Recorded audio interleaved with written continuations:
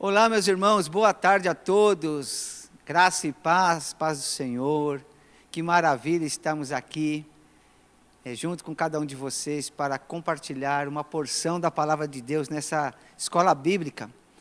Estou feliz pela companhia de cada um de vocês, pela vida que o Senhor nos proporciona, por esse privilégio. Quero agradecer ao Diogo, que está no audiovisual. Quero agradecer aos irmãos que estão aqui nos ajudando. Toda sorte de bênção. Posso fazer uma oração breve? Pai, em nome de Jesus, eu quero te agradecer. Agradecer por este momento, por essa comunhão, de estar aqui com meus irmãos, pela vida de cada um deles. Nós estaremos aqui falando sobre a família, sobre, meu Pai, os seus propósitos, os seus objetivos para cada um de nós, que nós possamos ser abençoados, que nossa descendência, nossa geração seja abençoada, sejamos fortes, resilientes diante de todas as dificuldades. Nós te agradecemos pela sua bênção e pela sua misericórdia. Amém. Eu quero agradecer, irmãos, ao pastor Washington, pastor da nossa igreja aqui, do Jardim Alvorada, que nos cede esse momento de comunhão, de compaixão, de compartilhar a escola bíblica. Eu sou grato ao pastor Washington, a confiança dele. Também quero agradecer ao pastor presidente do nosso ministério, pastor Antônio Campassi.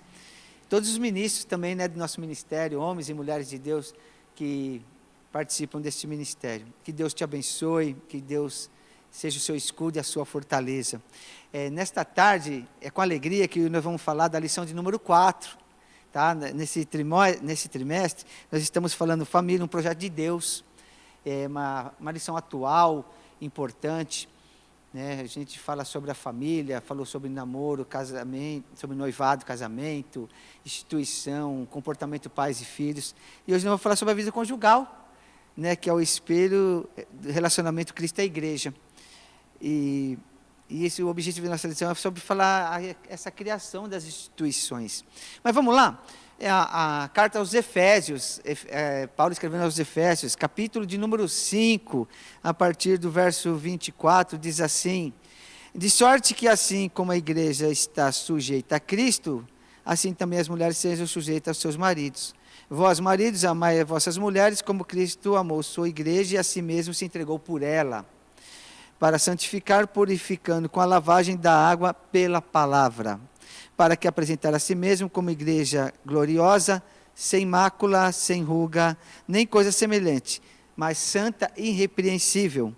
Porque nunca ninguém aborreceu a sua própria carne, antes alimenta, sustenta, como também o Senhor sustenta a igreja. Louvado seja Deus por esta palavra, louvado seja o Senhor por esta rica palavra nesta tarde. O que nós vamos estar estudando hoje, considerando que a família é onde tudo começa, trataremos na presente lição da importância ou relevância de estarmos atentos ao modelo do relacionamento que se encontra na palavra de Deus para marido e mulher, e a parceria que deve ser cultivada entre a família e a igreja, visando o bom desenvolvimento, comunhão e compartilhamento de ambas. Então, esta lição, quando ela fala sobre isso, ela faz uma junção da família, da igreja, ou seja, do corpo de Cristo, o relacionamento de Cristo com a igreja.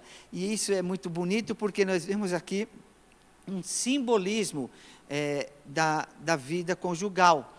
Então, diz assim: tomando como exemplo o ministério de Cristo à igreja, fica mais fácil compreender o propósito da família, que nasce com o casamento, firmando-se numa união conjugal, onde precisa destacar o amor, o respeito, assim como Cristo tem pela sua igreja. Esse exemplo de como Cristo trata a sua igreja deve servir de parâmetro, de exemplo, de conduta, ou seja, para os cônjuges, para os casais. Então, é um modelo posto para ser seguido. Então, quando nós começamos a pautar a nossa vida nesse padrão, nós vamos aprender que é Cristo que sustenta e que alimenta a sua igreja. Assim, olha que interessante, essa junção e essa palavra. Assim, o marido tem o dever de sustentar e alimentar a sua esposa. Provisões domésticas, espirituais e emocionais. O marido precisa dar o conforto e proteção ao seu cônjuge.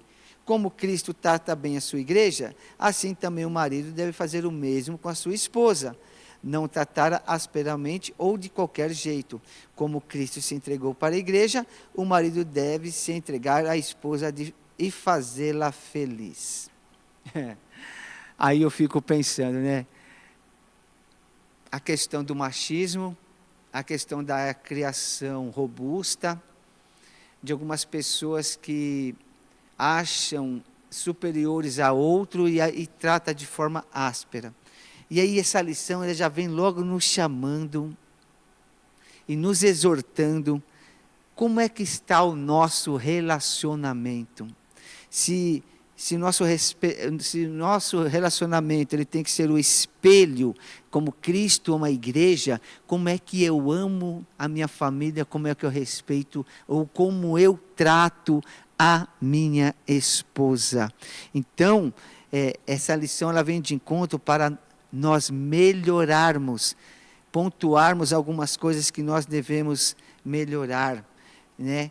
Como esposo, homem, como a cônjuge, a esposa, né? Então nós vemos aqui que o amor e o respeito firmam o casamento.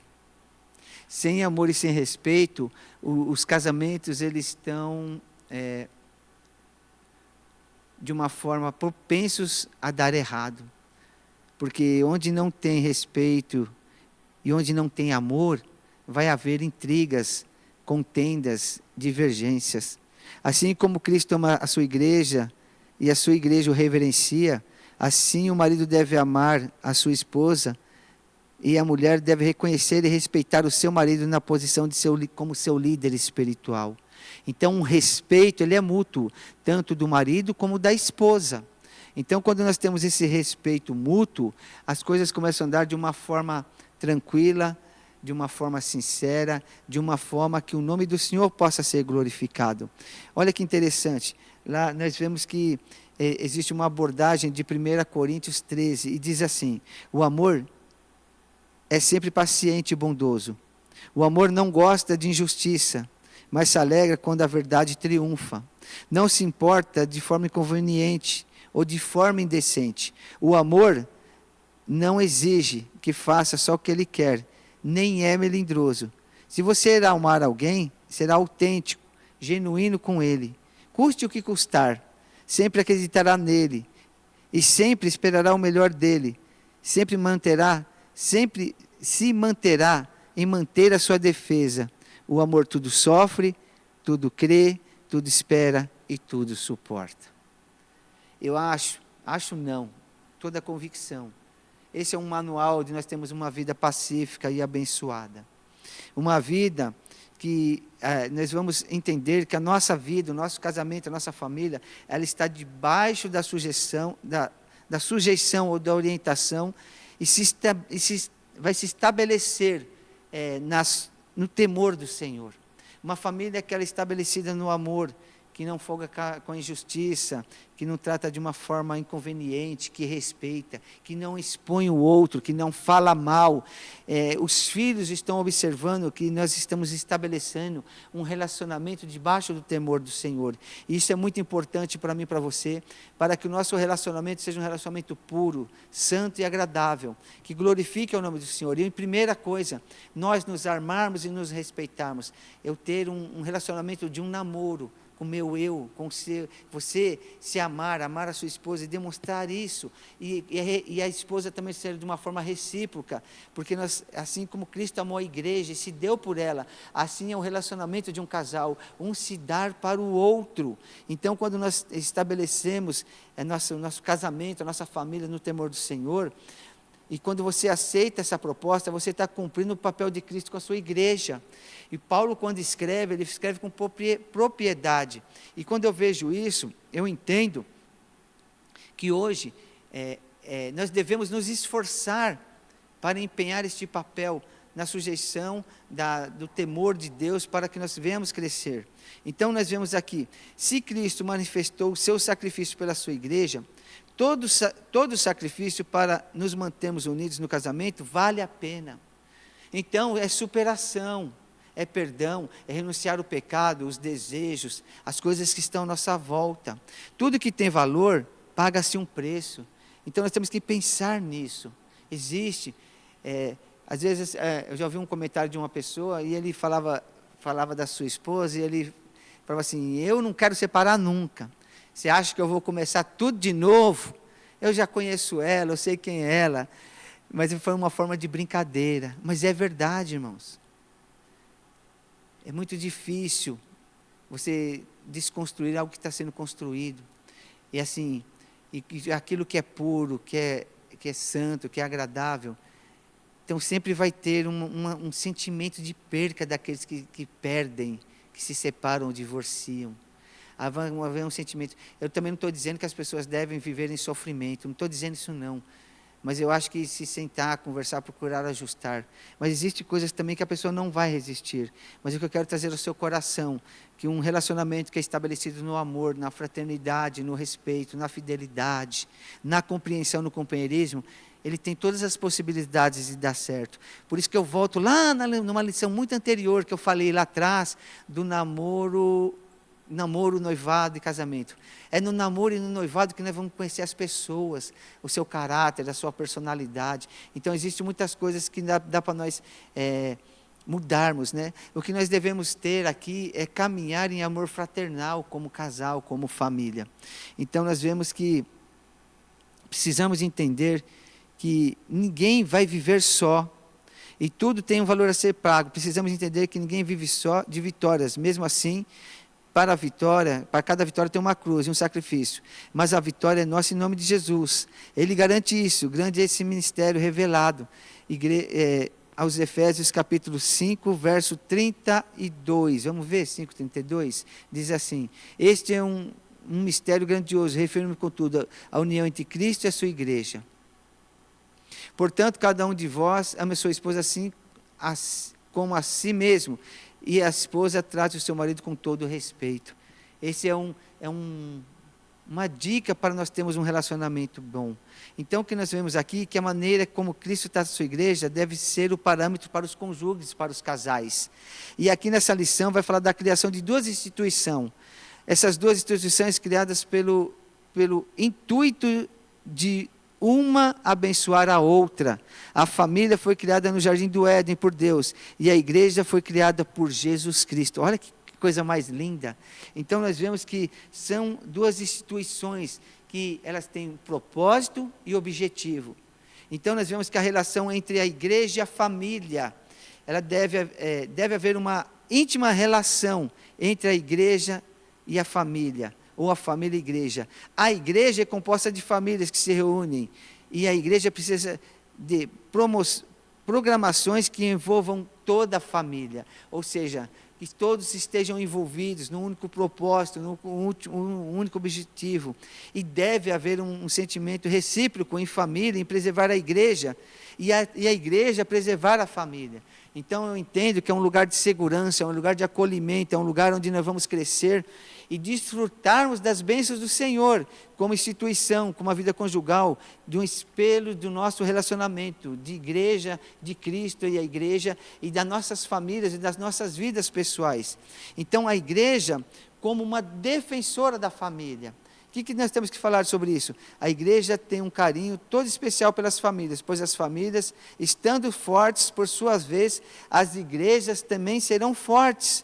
São muitos os desafios da igreja para manter a família estruturada e a família tradicional. Olha que interessante. Um dos ministérios da igreja mais solicitado hoje em dia é para a preservação da família e o cumprimento de seus significados, propósitos e objetivos. Então a família tem sido muito atacada. Então nós temos que proteger as famílias. A igreja tem um papel também de preservação e de cuidado. Preste atenção. Os ataques vêm de todos os lados para desconstruir os valores cristãos. Estamos assistindo uma aberração e uma afronta aos princípios da palavra de Deus, ferindo a lei divina da natureza humana. A igreja defende a família porque ela está em posse das leis de Deus. As Sagradas Escrituras, por meio dos sacerdotes, dos pastores, e por meio dos ensinadores que manejam bem a palavra de Deus. Por isto, a igreja deve se preocupar, deve sempre procurar homens fiéis e idôneos para ensinar aos outros. A igreja agraciada, e aí a igreja, ela é agraciada, ou seja, favorecida com uma família forte e ordeira. Então, o propósito da igreja é fortalecimento das famílias. Famílias estruturadas na palavra, no ensino, na cultura, na formação. E diante das lutas, dos ataques que vêm de todos os lados, nós devemos permanecer firmes, constantes, abundantes na obra do Senhor.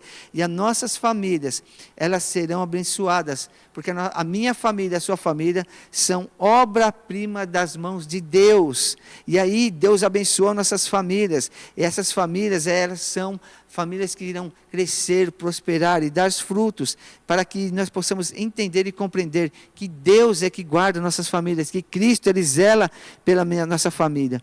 E nós temos que também tomar muito cuidado, que existem ladrões, porque o inimigo lá em João 10 diz que o ladrão não vem senão para roubar, matar e destruir. O inimigo, ele quer destruir as famílias, ele quer desconstruir o conceito familiar, mas para isso nós servimos ao Senhor e cremos nos princípios e nos preceitos da Bíblia, para mantermos a nossa família nos padrões tradicionais, que são verdadeiros, porque tem coisas, irmãos, que não tem como mudar. Homem, mulher, famílias, nós estamos servindo ao Senhor. A família como protetora da igreja. A participação da família na igreja faz parte da base espiritual do lar.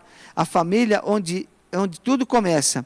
A família vem antes da igreja. As famílias devem dar o respaldo que a igreja precisa. Ou seja, a importância da igreja começa na família. A família é constituída, a igreja é constituída por famílias. Então nós vemos quando Deus cuida das coisas, quando você cuida das coisas de Deus, Deus cuida da sua família.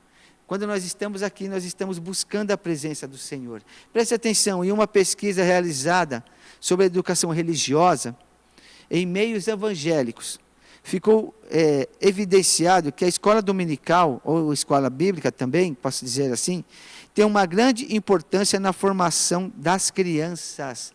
E aí é fato, é comprovado, e as crianças, quando têm a sua formação, têm a sua salinha, elas já começam desde pequeno a ter uma formação e uma base cristã. Isso é muito importante para que elas também venham entender e ter a sua formação, e não serem influenciadas do que é certo e do que é errado. Os pais também têm a obrigação de ensinar os seus filhos os preceitos, ética, moral, a conduta de educação, porque nós não podemos permitir que outras pessoas venham educar os nossos filhos, ou negligenciando as nossas responsabilidades como pais, como mães, mas Deus sabe e conhece, Ele vai te dar estratégia, conhecimento e sabedoria para que você oriente os teus filhos. Então nós devemos ser o exemplo desse interesse de instruir nossos filhos na presença de Deus e acompanhar os nossos filhos e o desenvolvimento deles. Isso é uma responsabilidade nossa. A igreja dá um respaldo, mas a responsabilidade não pode ser tirada dos pais e das mães, não é dos avós, mas sim do pai e da mãe, dos genitores. Então, quando nós chegamos a esse propósito de uma família como promotora da igreja, como promotora de bênçãos, de uma família que promove o bem-estar da sua família, nós levamos a nossa família a adorar a Deus, é um cultivo. Então, nós vemos aqui que quando nós temos esse propósito, nós vemos que o culto é uma verdadeira oportunidade da família estar junta para adorar o Senhor na beleza da sua santidade, que fala lá em Salmo 27, verso 4, vamos adorar o Senhor na beleza da sua santidade. O culto leva a família, além da adoração e devoção, a uma oração de agradecimento pelas dádivas recebidas, como também por clamar por outras situações peculiares da sua família. É aqui que o Senhor ordena a bênção, é aqui que o Senhor fala conosco, é aqui que nós somos fortalecidos com fé, com esperança, com perseverança, é aqui que o Senhor Ele te dá estratégia, é aqui que o Senhor nos orienta, e é aqui que nós refugiamos, temos a comunhão, o partir do pão. Então a igreja é um ambiente de aliviar as tensões da vida. A igreja é um lugar que nós buscamos isso. Eu me lembro estava na visita no hospital na quarta-feira, e fui falar para uma pessoa sobre o amor de Cristo, e o Senhor me deu uma palavra, e o que me chama aqui, a igreja é um ambiente para aliviar as tensões da vida. E ali, a minha intuito naquele momento era aliviar a tensão que aquela pessoa estava, e o Senhor colocou uma palavra no meu coração, que eu comentei com ela sobre o trecho que quando Moisés estava conduzindo o povo no deserto, eles chegam até a região de Mara, ali onde tinha as águas amargas, mas o povo estava querendo água, e quando foram tomar a água era amarga, era saloba, era uma água ruim de tomar, e o Senhor falou ao coração de Moisés, pega um pedaço de madeira e toca na água. Não tinha nenhum misticismo, era só para o povo ver que havia uma conduta. Tocou na água e o Senhor falou, toma agora a água, e a água ficou doce, e o povo tomou a água se tornou boa, ou seja, potável tomar a água. E eles continuaram até o deserto de Sim, eles continuavam no deserto. E o que me chama a atenção, que quando eles olham lá na frente, eles visualizaram um oásis, e o texto diz que eles estavam no deserto de Sir, e quando eles veem esse oásis, havia 70 palmeiras e 12 fontes d'águas. A palavra que eu trouxe para aquela pessoa, para aliviar a tensão que ela estava recebendo ali, era assim, você está neste momento passando um deserto, mas você vai chegar no lugar onde tem 70 palmeiras e 12 fontes d'água, é um oásis, é um lugar de descanso, de conforto. Você vai passar por essa situação, você vai sair daqui, você vai estar na sua casa, aí você vai desfrutar da bênção, do conforto, da alegria. Mesma coisa, eu trago essa palavra para você nessa tarde. O seu casamento pode estar passando por alguma situação, sua família passando por alguma situação de deserto, de escassez, mas preste atenção, você vai ser conduzido, a coisa pode estar amarga agora, mas Deus vai te conduzir para uma fonte de palmeiras, onde vai ter palmeiras, fonte d'águas, conforto, descanso, onde você vai renovar as suas forças. Assim é a igreja é um ambiente para aliviar as tensões da vida, é aqui que nós ouvimos a palavra, que nós estamos em comunhão, recebemos a presença de Deus, nos alegramos e sentimos acolhido, porque a igreja ela nos traz, ela proporciona um ambiente de união, de comunhão, de unidade. Então, normalmente, às vezes acontece nós chegamos à igreja tristes, amargurados, cansados da vida, emocionalmente abalados, com a esperança faltando e a fé em baixa.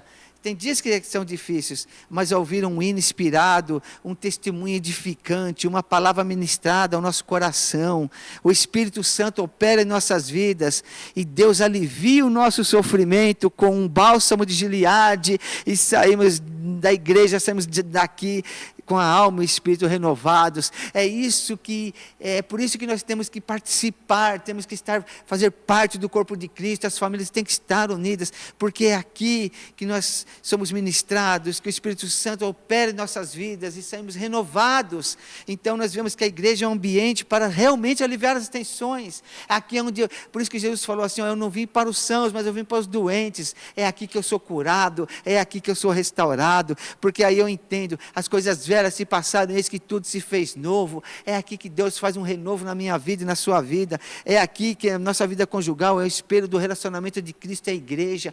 É aqui onde nós derramamos os nossos sentimentos diante de Deus e saímos abençoados, porque aqui é proporcionado um ambiente de comunhão e unidade. E aí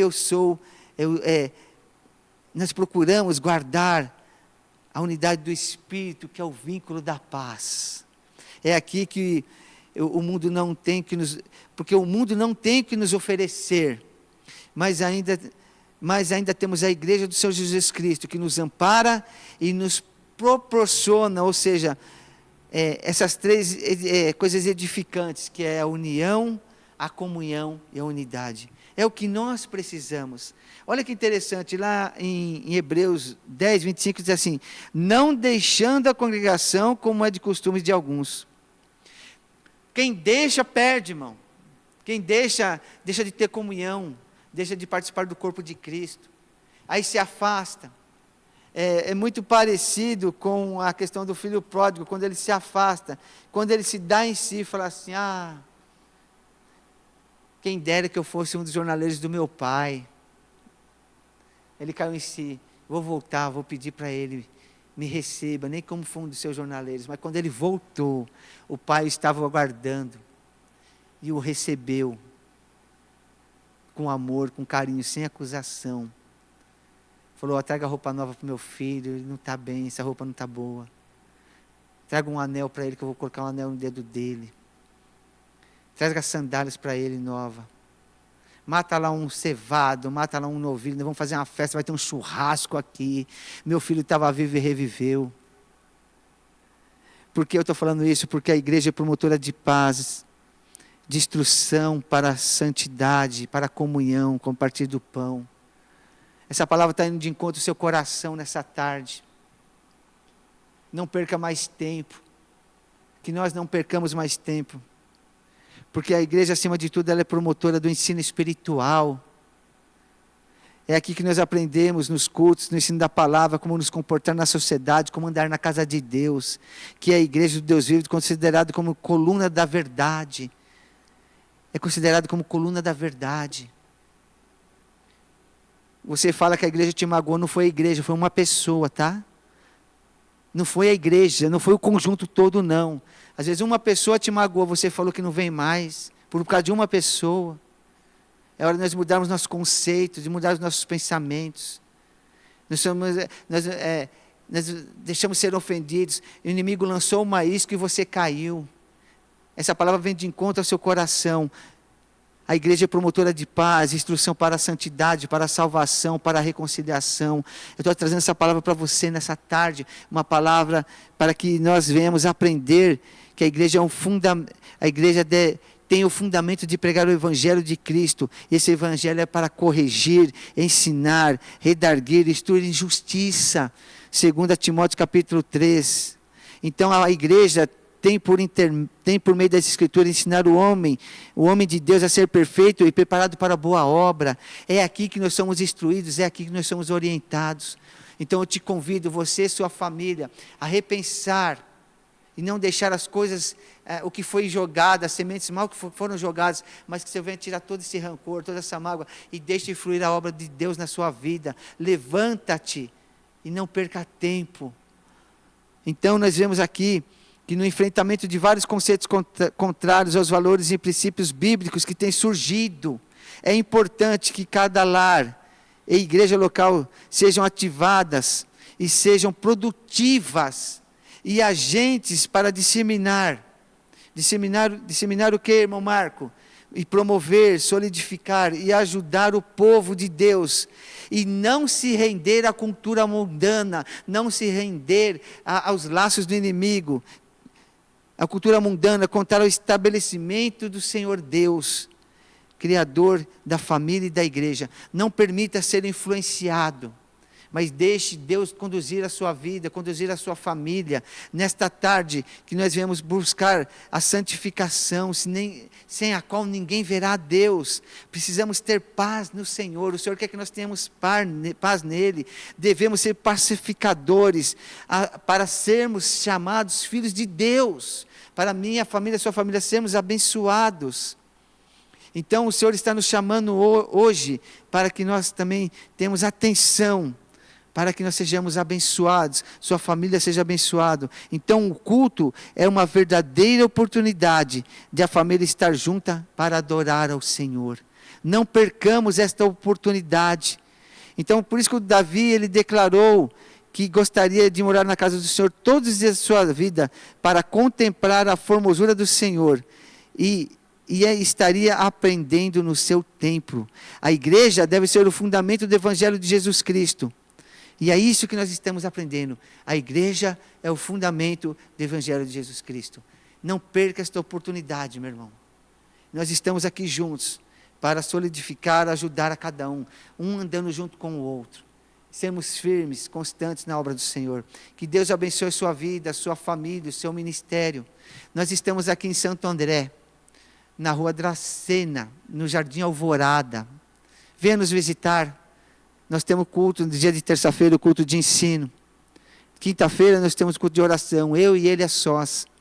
E de domingo nós temos 2 horários de culto, às 9 da manhã e às 18 horas da noite. Venha nos visitar, venha nos conhecer. Mas primeiro de tudo, venha para nós buscarmos ao Senhor, atender os chamados dEle como filhos de Deus, em adoração, em espírito e em verdade. E aí, traga a sua família. É aqui que nós vamos ser curados, irmão. É aqui que nós vamos ser restaurados. É aqui que Cristo cuida de mim, cuida de você. Que Deus te abençoe em Cristo Jesus. E que nós possamos estar juntos. Assista essa aula, compartilhe essa aula. E esperamos que até semana que vem, se Deus assim permitir, estejamos juntos. Que Deus os abençoe em Cristo Jesus. Um abraço fraternal a todos, em nome de Jesus.